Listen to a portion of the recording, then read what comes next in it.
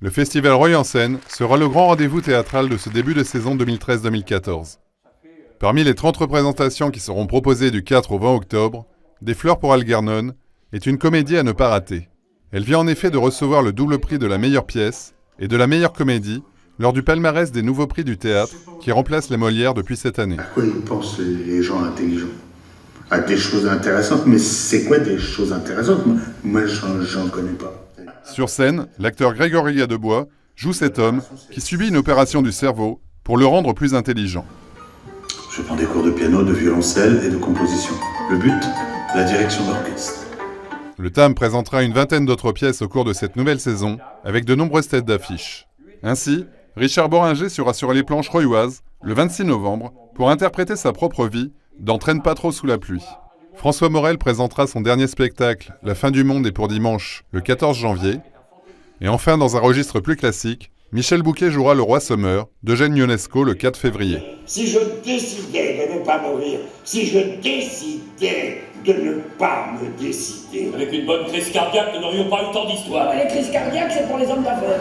Ou bien une... Pour que tous ces acteurs de premier plan viennent ou reviennent à Rueil-Malmaison, le théâtre a dû anticiper largement la programmation de cette saison, comme l'explique Francis Lebris. La programmation est établie quasiment un an à l'avance et elle est finalisée 6 mois à l'avance. Mais certains spectacles sont en option depuis plus d'1 an, voire 2 ans. Il faut se tenir au courant et informer des différentes tournées, donc avoir des liens avec les producteurs privilégiés. Cette programmation ne se limite pas au monde du théâtre. Pour satisfaire un large public, le TAM propose une 50aine d'autres spectacles au cours de cette saison.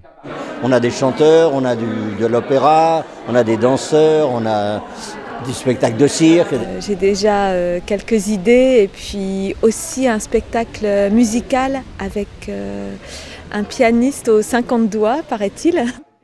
Au niveau musical, les amateurs de jazz pourront écouter la chanteuse nord-américaine China Moses le 21 septembre.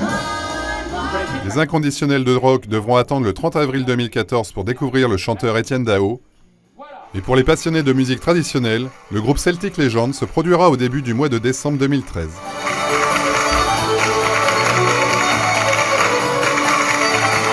Pour les personnes n'ayant pas d'abonnement au TAM, il faudra attendre le 27 septembre 2013 pour pouvoir réserver un de ces spectacles. Il est recommandé de venir tôt ce jour-là si une date vous tient particulièrement à cœur.